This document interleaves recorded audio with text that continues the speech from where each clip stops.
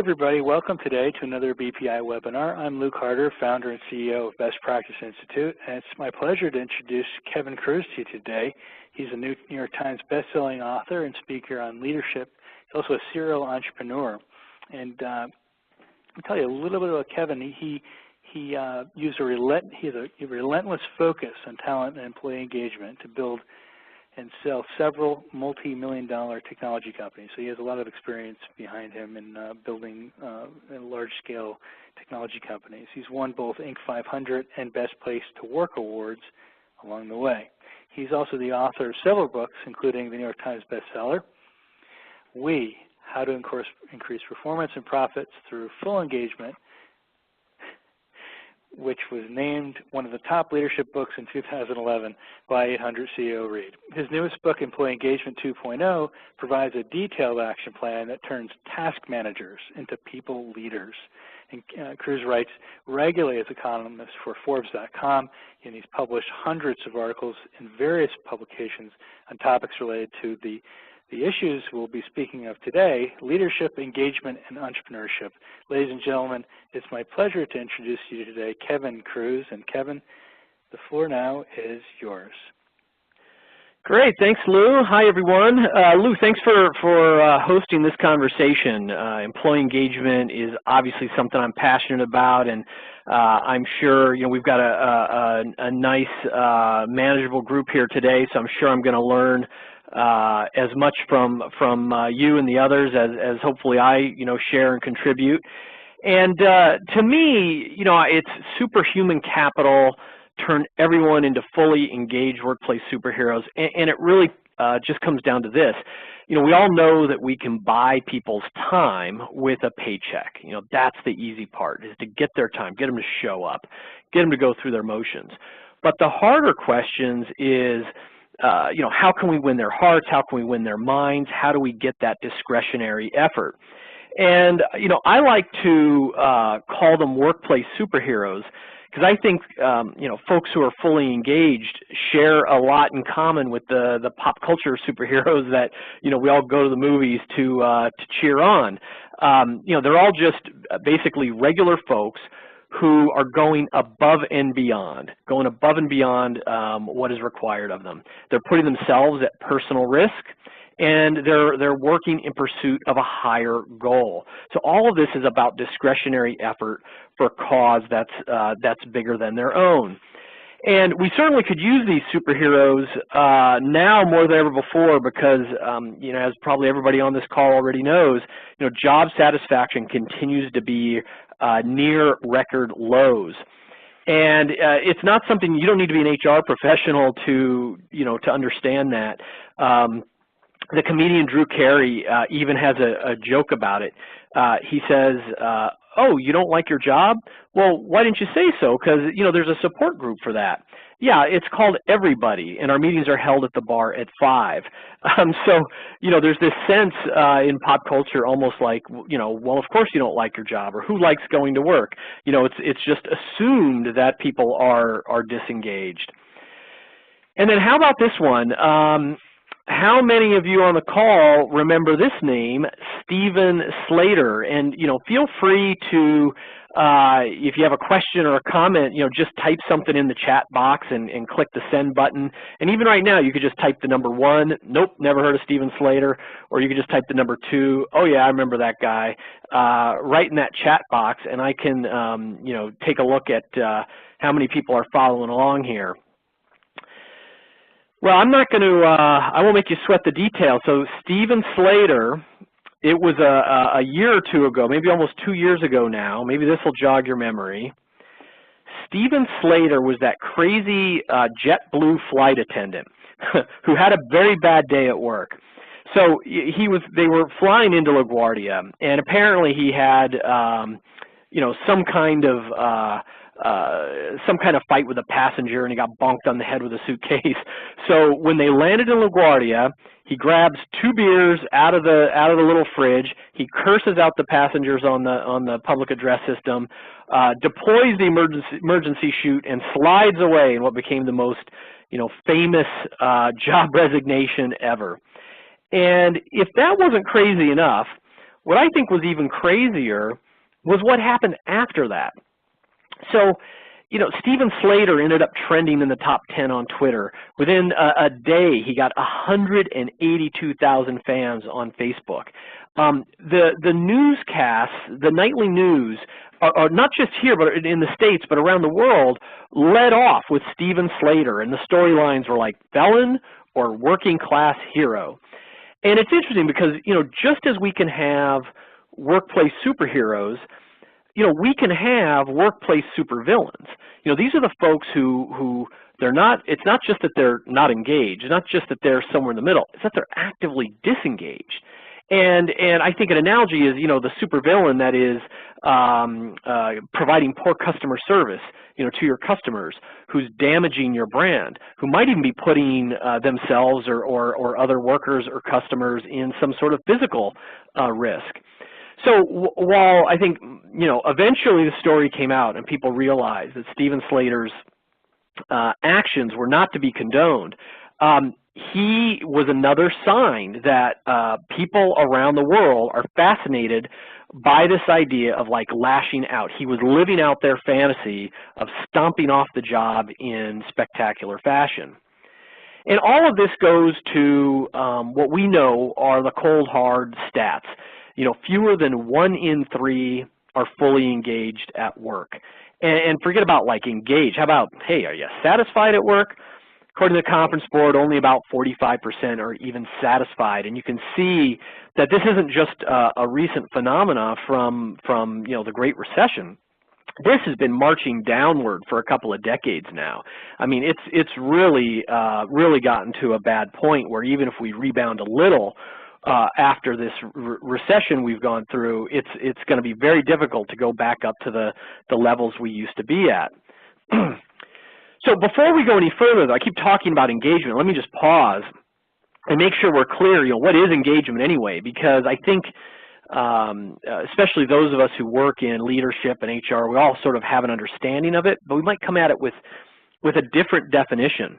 And I first like to talk about, you know, what engagement is not. So to begin with, engagement doesn't mean happy. And I think too many people think, oh, yeah, we're supposed to keep our employees happy at work. And my problem with the word happy, it's certainly not a synonym, is because you can be happy at work and just, you know, skating through the day. You could be, you know, happy because the boss isn't around and you're just kicking back doing nothing. You could be hiding in the mailroom playing Angry Birds on your smartphone. You could be whistling a tune, taking 2-hour lunches. You're happy, but that's not necessarily productive for the company. It doesn't mean you are being fulfilled at a deeper level from your work.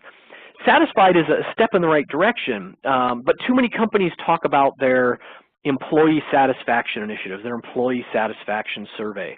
The survey questions are often, are you satisfied?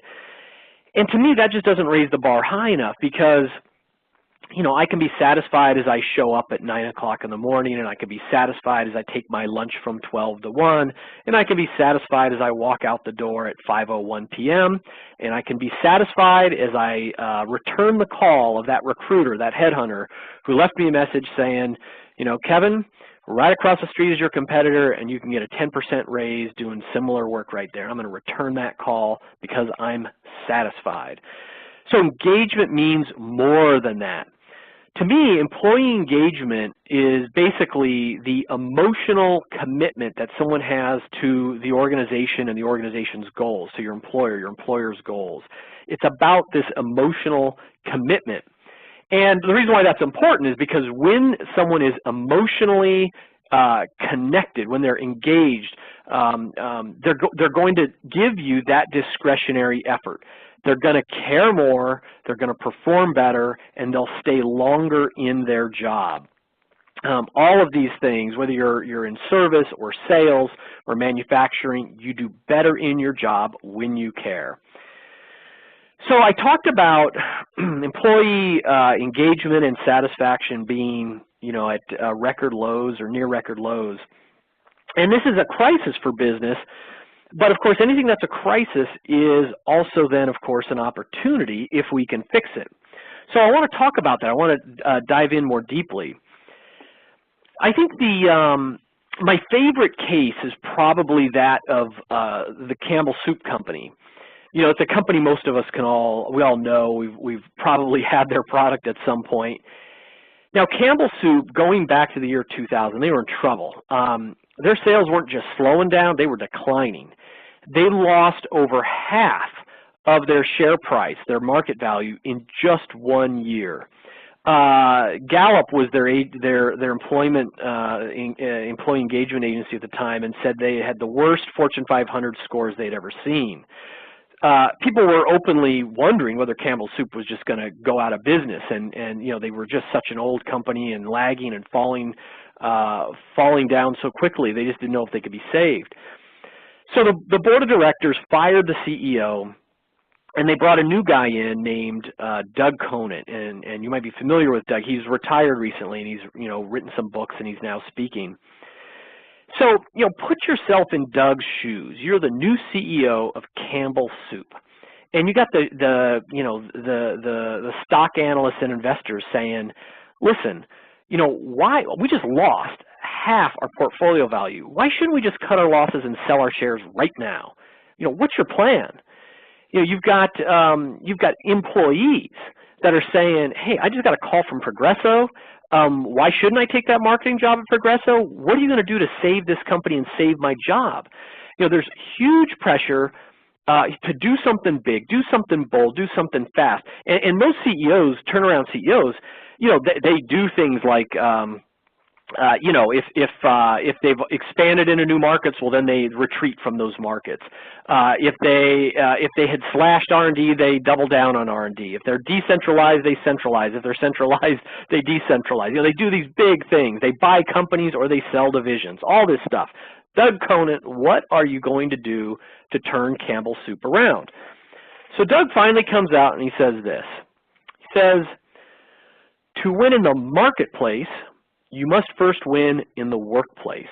I am obsessed with keeping employee engagement front and center." We can almost hear the crickets chirping. His own employee says, "Doug, are you crazy? What are you talking about here?" Maybe he had come from Nabisco and now he was in Campbell Soup. Do you know what you're talking about? Do you know where you landed here? You're not in a sunny Southern California company.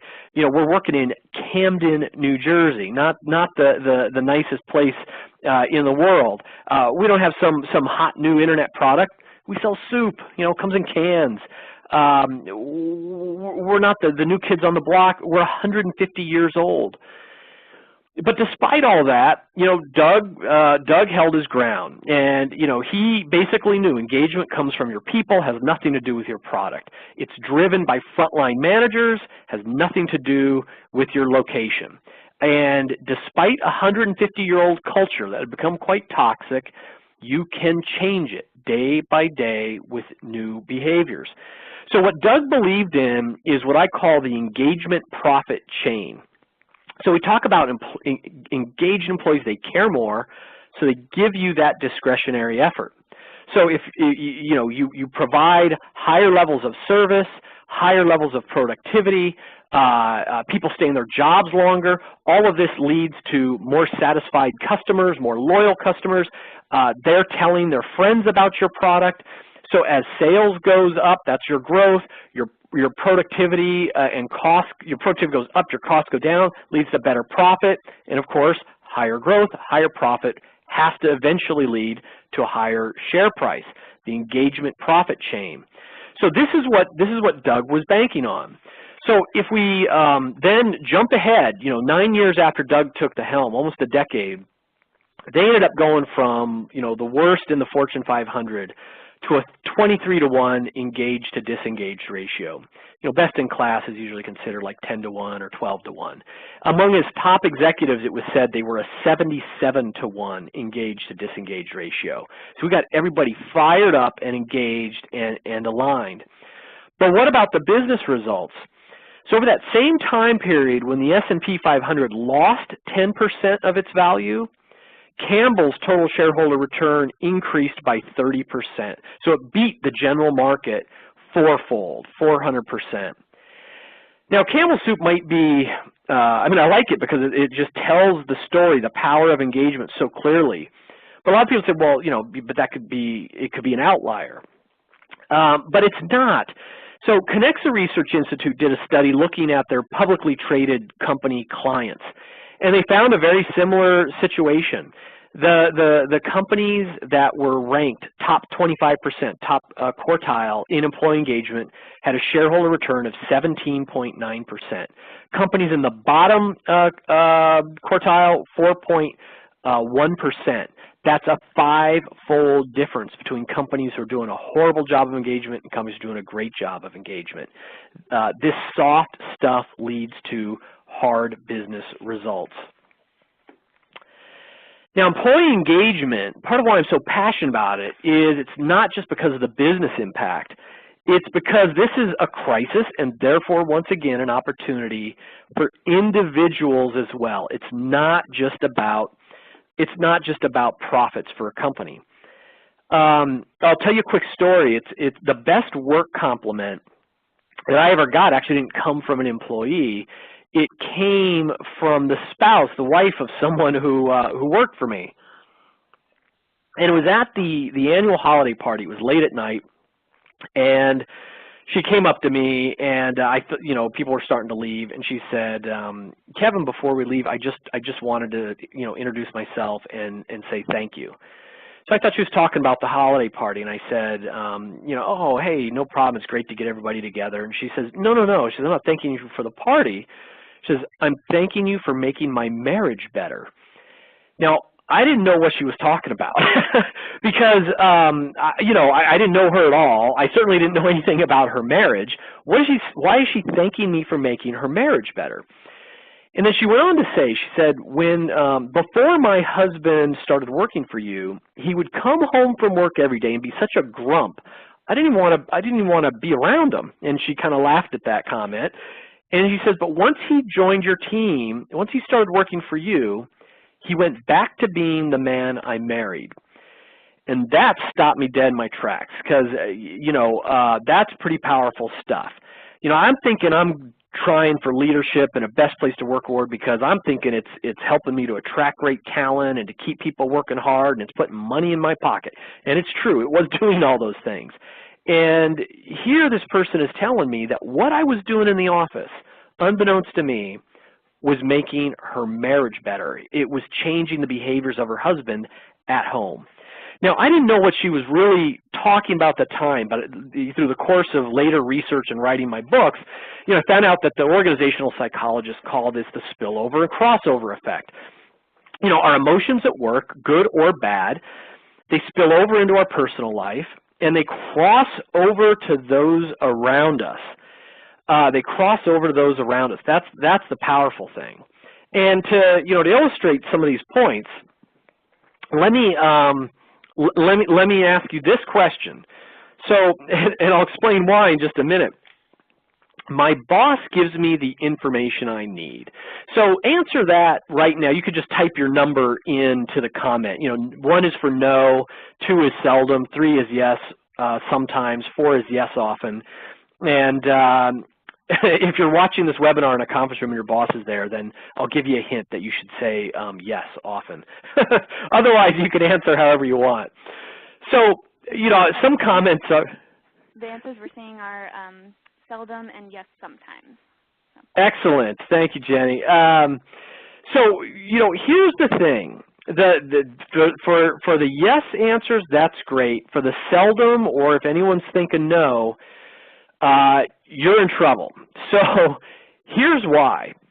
In the famous Swedish wolf study, they looked at people's self-report of their managers and identified and then tracked, basically, they tracked the health of workers over a decade and correlated it back to whether they were working for good bosses or bad bosses. that one question that you just answered was highly predictive over whether someone was going to suffer from a heart attack or stroke or other cardiac event. People who work for a bad boss are twice as likely to have a severe cardiac event as someone who's working for a good boss. And this increased risk for a cardiovascular event, it's the same increased risk as if you're a smoker. So, I mean, that really puts it into perspective. I mean, think about everything that public health agencies around the world are doing to educate people about the dangers of smoking. And here, working for a bad boss can increase your risk of heart attack to the same degree as smoking. Now, it turns out there were 5 highly predictive questions, and it's tongue-in-cheek, but as an educational activity, we posted these questions. So if you just are interested in the questions or want to rate your own boss, you can go to wethebook.com and answer the 5 questions that will then give you some feedback about whether your health, your long-term health, is actually at risk based on your current workplace. And there are other things. You know, children are more likely to misbehave if their parents are dissatisfied at work.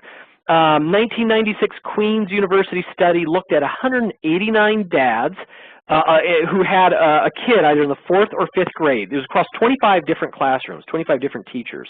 So every day, the dad would fill out a questionnaire about their day at work. Did they have a good day at work or bad day at work? And every day, the teachers would fill out a questionnaire about how the children were acting in the classroom. And what they found out is parents who report, dads in this case, who report a bad day at work, it was more likely that the teachers were going to say that, you know, little Johnny or Jane was going to have a bad day in school one day later. You know, how could this apply even to our kids? Well, the mechanism, their theory, the theorized mechanism is that, you know, we have a bad day at work, we come home, and if it's a negative mood, we're more likely to reject our kids. No, Johnny, I don't want to play catch right now. Just go play by yourself. Or to punish our kids. Natalie, I said be quiet. Go to your room. You're in trouble. You know, so we reject or we punish. Now, doing that too much, our kids all internalize that. I've got 3 kids of my own, and I have good days and I also have bad days. Everybody does. And if you too frequently reject them, they internalize that, and it generally gets exhibited as a shyness or an anxiety. If we too frequently or too quickly punish them, they internalize that, and it then comes out as an acting out behavior generally in school. So our emotions at work spill over to our personal life and cross over to those around us. And then how about this one? People who are dissatisfied at work have less sex. Now I think you're all paying attention, getting ready to take some notes. So this is the same thing. I mean, this is even easier to understand than our children, right? So, you know, if you've got a great day at work, you come home and you know, you walk in to the kitchen and you give your spouse a hug and a kiss. You ask her how her day was. You know, sit down, maybe crack open a bottle of wine over dinner. You know, this is a night that's got some possibilities, right? But let's flip it around. You know, you've got an awful day at work. You come home and you're stressed, you're angry, you're tired.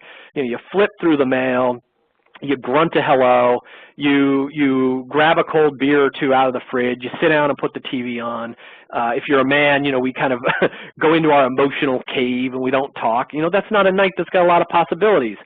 Our emotions at work spill over to our personal life and then cross over to those around us. So far, I am just filled with good news. Employee engagements around the world is at an all-time low. It's hurting corporate profits. It's hurting our relationships, even our little children. What can we do about it? How are we going to turn this around? So a couple years back, a former partner and my co-author, Rudy Carson, and I, we tapped the Connexa database and we looked at, and their research team, and we looked at, they do over 10 million surveys of workers in 150 countries each year. And we talked to the research team about, okay, let us understand the drivers of engagement. Who is engaged and disengaged around the world, and what are the big drivers of engagement? And you know, they came back with, you know, the Connexa model. What they came back from the research is 8 drivers of engagement. We write about all those in the book. But you know, I'm not an HR professional. I'm not an academic. You know, I've been an entrepreneur, a business guy. I manage people. I want things that are actionable. You know, so you know, I tried to get them to boil it down to one thing. Hey, great that there's 8. What's the one thing I need to think about every day? So the researchers went back and looked at it, and then they said, all right, Kevin, it's not, you're not going to get one thing. It's not one thing. But they said about, you know, over 70% of how we feel at work, our engagement at work, comes from 3 things. This is what we see in almost every case. Growth, recognition, and trust are the 3 primary drivers of engagement. Now, in my work, since that book came out a couple years ago, and my Employee Engagement 2.0 book came out last year, and I've got a new one coming out this year, what I like to say is if there's a 4th, it's communication. And communication, I almost see, runs down like a backbone or a spine through growth, recognition, and trust, because you need good communication practices to make people feel like they're growing, to make people feel like they're appreciated, to make people feel that they can, you know, trust leadership in the future. So communicating, growth, recognition, and trust are really the big 3. And let's dive into each one. They sound easy enough, but what I think we need to do is we need to change our perspectives on what these things mean. So when it comes to growth, I say give feed forward, not feed back. So it's funny, you know, 200 years ago, we used to measure people's skulls to determine how smart they were and whether or not they were maybe a criminal. We called that phrenology, the science of phrenology. And 150 years ago, doctors would, you know, someone was sick, they would cut a vein and bleed them out, thinking they were ridding them of all their diseased blood. And you know, we laugh at that now. I think in another 10 years, we're going to all be laughing at this thing called annual performance reviews. So in too many places, too many companies, growth is really not about growth. It's about annual, these weird annual, you know, metrics where the manager doesn't like doing them. The individual worker doesn't like receiving them. Everybody's graded on the same, you know, values or metrics. Your performance is measured on this 1 to 5 scale or something like that. It's tied to your raise, so there's a lot of anxiety and stuff. It doesn't feel good. I mean, nobody grows from this whole annual performance system we've, you know, implemented, you know, since World War II, really. To make people feel like they're growing, that they're advancing, focus on feed forward, not feed back. Now, this is not stuff that needs to cost a lot of money, which is the great news. You know, I talk about some of the key elements of feed forward coaching. You know, focus on goals, not standards, not generic standards, but what are your goals? Give the feedback. Make it continuous, not once a year. So if your goal is weekly or monthly or quarterly, you know, you tie the feedback to the pacing of the goal itself. Use multiple data points. It's not just this weird exercise between a manager and a direct report. It can be facilitated by a manager as coach, but get data from the peers. You know, whether it's a 360 survey, a peer feedback platform, whatever the mechanism is. Realize that we need to gather more data than just from the manager. The key thing when people, you know, look, in good economic times, when companies are growing and people are getting promoted, sure, that's one way to make people feel like they're growing and that they're advancing. But it's more important that they feel that they're learning new things, that they're being challenged.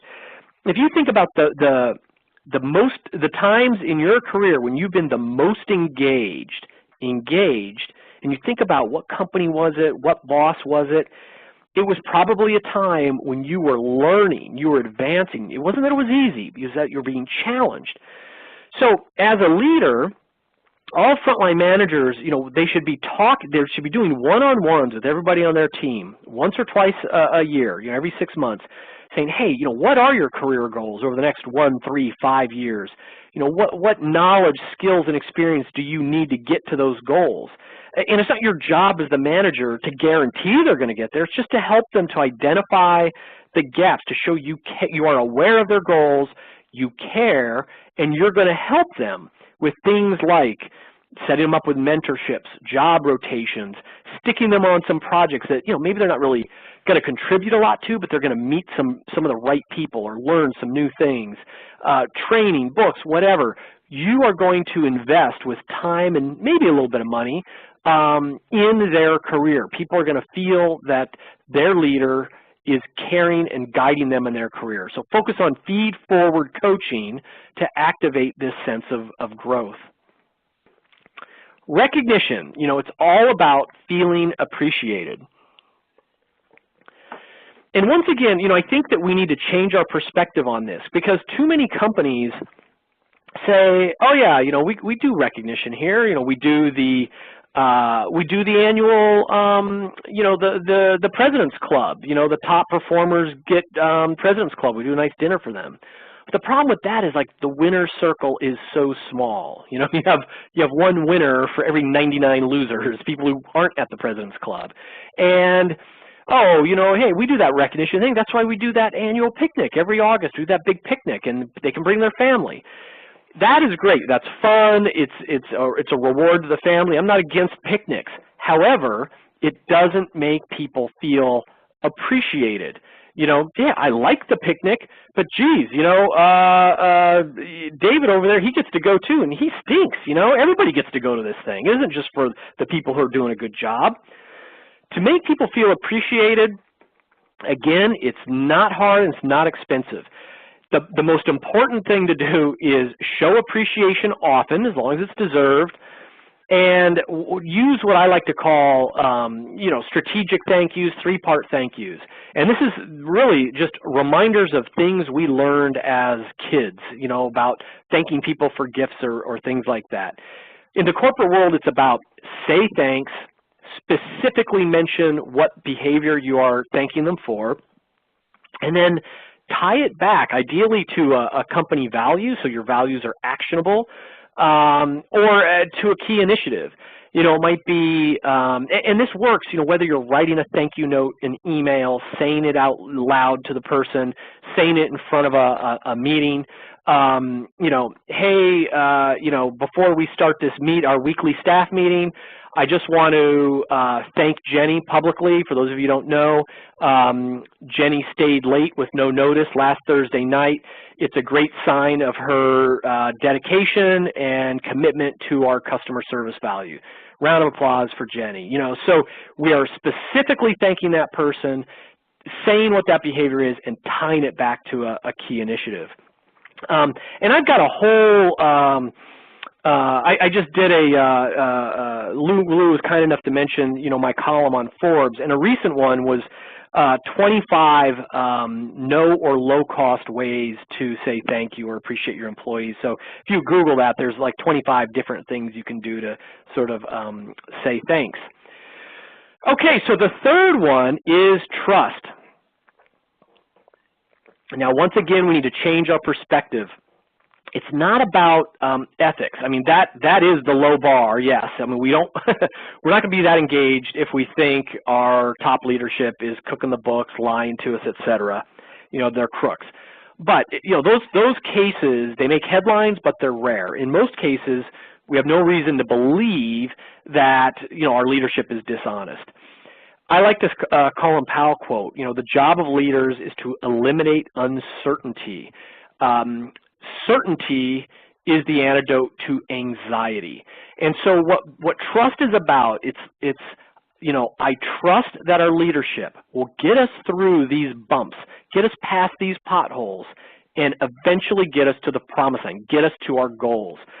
So to activate this trust in the future, this future confidence, leaders need to let people know, where are we going? What is the goal? What is the big plan? What is the strategy? And you need to simplify that so everybody can remember it, and then, so that they can align to it, that they can rally, so they can contribute, they can sort of take ownership of it. And, Jim Collins talks about, the famous author Good to Great. He talks about organizations having big, hairy, audacious goals, and that's a big part of this is having a goal and simplifying it and repeating it often so everybody knows what it is. And I've collected some examples. So, for example, SAP, giant company, they obviously have a huge strategic plan, but they boiled it down to 20 by 2015. So they want to be a 20 billion euro company by the year 2015. Now, people might not know all the ins and outs of their strategy, but everybody knows what 20 by 2015 means. Coca-Cola, holy smokes, Coca-Cola has, they're in over 150 countries, thousands and thousands and thousands of employees, hundreds of brands. That they've got a strategic plan that's probably hundreds of pages thick. But they've boiled it down to this, 2020 vision. They're going to double revenue, 2020, by the year 2020, 2020 vision. So whether, you stop the person stocking Diet Coke at that grocery store, you say, hey, can you explain to me Coca-Cola's strategic vision for the next 10 years? You'll probably be told to move along. You say, hey, what does 2020 vision mean? They'll say, oh yeah, we're doubling revenue by the year 2020. It doesn't have to be all about sales. Cisco, lead the future of networking, and that was sort of like a code word in the industry about they had strayed beyond networking, and it was now reclaiming leadership in networking. 1,500 hotels by the year 2014 as Starwoods. It can be an acronym, BioRad, big. We're going to be $5 billion in sales, independent and global, 2X and 3Y, double revenues in 3 years. And what I like to counsel, sometimes people come back to me and say, well, Kevin, I'm a director, I got 5 people reporting to me. I'm a manager, I got 2 people reporting to me. I'm not the CEO. I don't set our BHAG. This is not for me. This is not helpful to me. What I say is, look, ideally you work in an organization where the senior leadership, even though call it a BHAG, they've simplified and clarified their future goal, and you can find it on the website, the annual report, or whatever. Regardless, even if they haven't, look, you have the power to create a BHAG for your team. Whether it's 0 defects on your part of the assembly line, or 24-hour turnarounds on invoices in the finance department, or on time, every time in the software development group, whatever it is, you have the power to create that future vision. Simplify it, say it frequently, and have your team members align their goals to the bigger goals. That's how you get a future, a trust in the future, a confidence in the future. Now, whenever I do talks, I like to give stuff away. I want everybody to get, I'll send you an electronic copy of my Employee Engagement 2.0 book. So if you want, so just send, my email is kevin@kevinkruse.com. Just send me a note, what's your company's big, hairy, audacious goal? What's your strategic priorities? And I'll shoot you a copy of my book. Just in terms of wrapping up, I want to save time for questions. Again, I'm a busy business guy with a terrible memory. So even though it's only 3 things, I came up with this little mnemonic device. So I like to say, great leaders focus on growth, recognition, and trust. Taking the first letters of growth, recognition, and trust sort of spells the word great. And as I mentioned before, I really should modify this because I think great leaders communicate growth, recognition, and trust. Communication is critical for all of these items.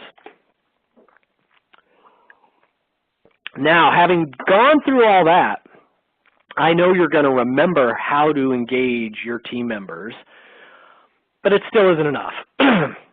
Why do I say that? Well, I wish it was enough. I mean, think about it's motivation and even our health. I know how to exercise, but most days I don't get on that treadmill. I know how to eat healthy, and yet I still eat you know, too many French fries and chips. It takes emotion to change our motions, you know, to change our actions. So the how isn't enough. What's important is to really anchor the why. It's all about why, not how. So what I want to do is wrap up with just a 1-minute exercise here, and obviously you're not going to be doing any trust falls or anything like that, since we're all remote here on the webinar. But it's a powerful sort of thought exercise, mental exercise, and it goes like this. I just want you to pick somebody on your team that basically is your favorite. And I know we're not supposed to really have favorites, so I'll rescind that. Let's say someone who, if they came in tomorrow morning and resigned, you'd be like, oh man, this is horrible. You know, they're going to be so hard to replace. They're such a valued team member. We got to save this person. We've got to talk them out of it. Like, this is the person you would fight to save on your team. Now listen, if you're not an actual people manager, you don't have a downline, you can still play this game. You do not need a title to lead. You know, leadership is about rallying people around a common goal, a common vision. So, you know, we all have the ability to be leaders in our churches and places of worship, in our homes, in our neighborhoods, and at work. Even, you know, we can lead, we can help lead, co-lead our peers. So think about, if you don't have direct reports, who makes your job easier? Who makes your job more fun? Who would you be bummed out if you heard that they were leaving soon? So, all right, we all have our favorite person. Put a picture of them in your head. And all I want you to do is I want you to think about their spouse or significant other. If you can picture that person, maybe from their family photo or something, or you've met them, that's great. So get a picture of them with their spouse. Get a picture of them with their kids. You know, how many kids do they have? What are the names of their kids? Take a picture in your mind of this favorite person of yours at home, even if you've never been there. Just picture what their living room might be, sitting on that couch with that family. And realize this is the real why of leadership. You know, remember all that crazy spillover and crossover data I shared. You know, you're not a doctor, but your behaviors impact this person's health. You're not a marriage counselor, but what you say, you know, influences whether that person goes home and kisses their spouse or goes home and argues with their spouse. You're not a school teacher, I don't think, yet what you do at work influences whether their kid's going to have a good day or a bad day at school tomorrow. I mean, that is a crazy thing. I mean, you just got to feel that power you have, this spillover and crossover effect power. So what's going to happen is, you know, right now you're feeling pretty good. This Kruse guy's making, you know, pretty good sense, and I chuckled once or twice, and I'll remember, oh yeah, great, growth, recognition, and trust. But, you know, in 15 more minutes, you're gonna say, whoa, look at all those emails that I got to answer in my inbox, and the mail got dropped off, and I forgot I got to get that report out in FedEx at 5 o'clock, and all of a sudden the real world comes crashing down. So the real trick here is to remember the why of leadership. Use your favorite person, the one you just pictured in your mind, and let them be your emotional anchor. From now on, when you see them in the conference room, you see them at their desk, when you see them in the hall, let them snap you back. Oh yeah, growth, recognition, and trust. What am I doing to make my team members feel like they're growing? What am I doing to make that person feel appreciated? What can I do tomorrow to build confidence in our shared future? That's the real secret of how you action these employee engagement items.